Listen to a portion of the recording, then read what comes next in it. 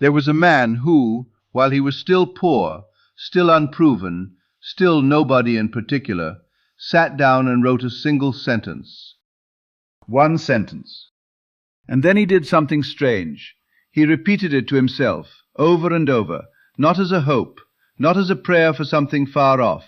He repeated it until that one sentence had crowded every competing thought out of his mind, until there was no room left in him for the idea of being poor, because the sentence had taken all the space.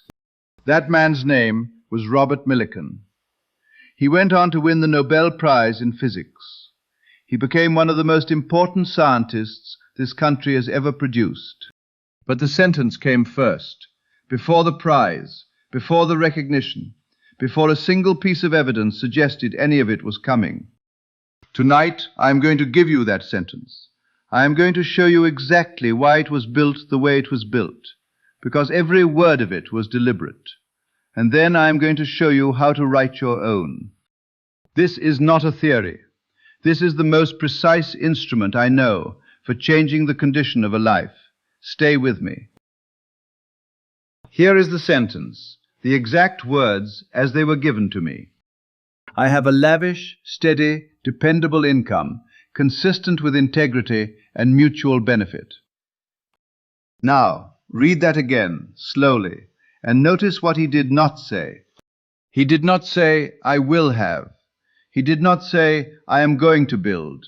He did not say, someday, if I work hard enough, I hope to earn. He said, I have. Present tense, current fact, a finished thing. This is the whole of it.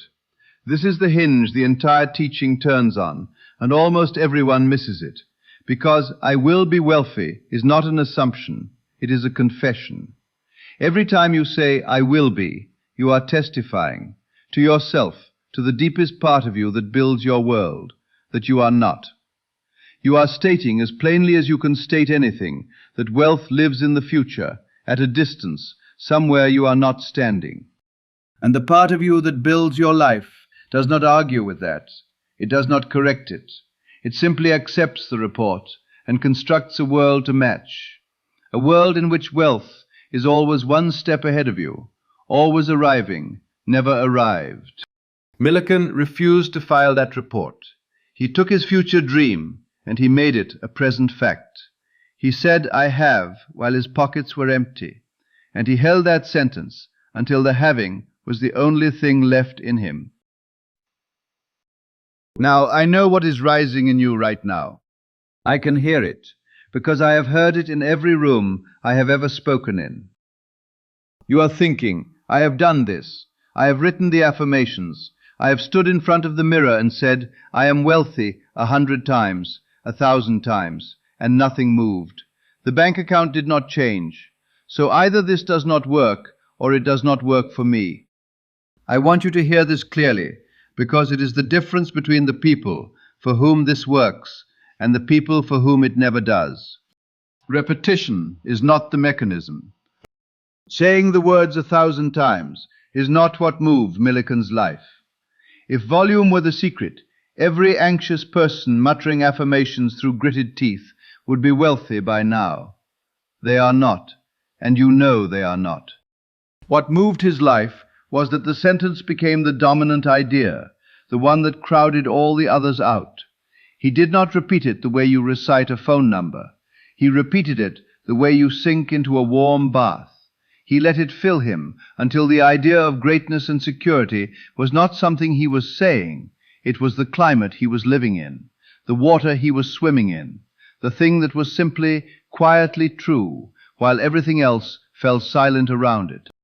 That is not repetition. That is occupation. And here is the part that determines whether you can actually do it.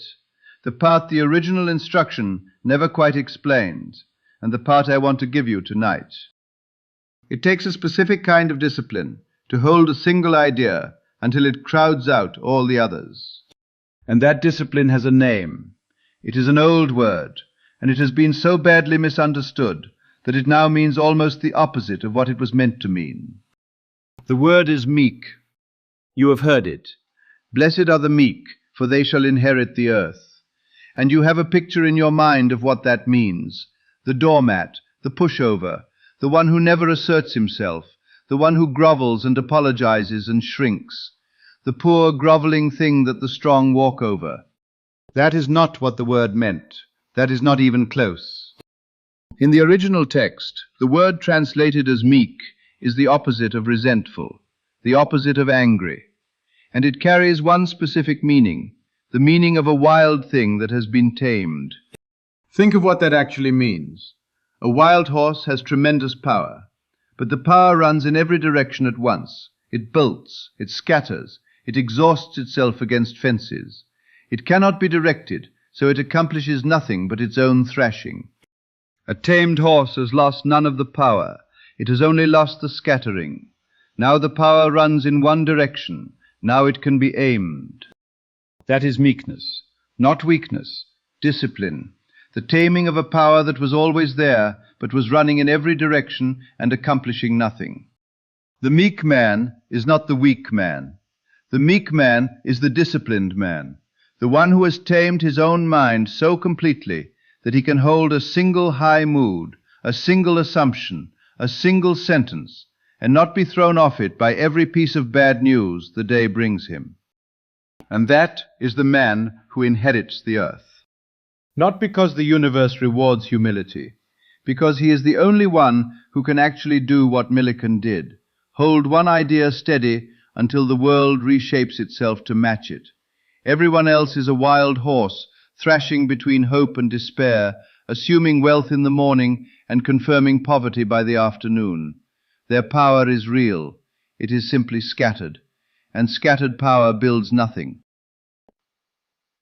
So now you know what the tool is, and you know what it requires. Let me give it to you plainly, so you can use it tonight. First, write your sentence, one sentence, in the first person, in the present tense. I have, I am, I own, never I will. The moment you write I will, tear it up and begin again, because you have just confessed the lack you are trying to end. Second, make it specific, but make it whole. Notice what Millikan included that most people leave out. He did not just say, I have a lavish income. He said, consistent with integrity and mutual benefit. He built the good of others into the sentence itself. This is not decoration. It is far easier to assume a good that blesses everyone it touches than a good that must be defended against the people it took from. The mutual benefit is not a moral nicety. It is what makes the sentence easy to inhabit.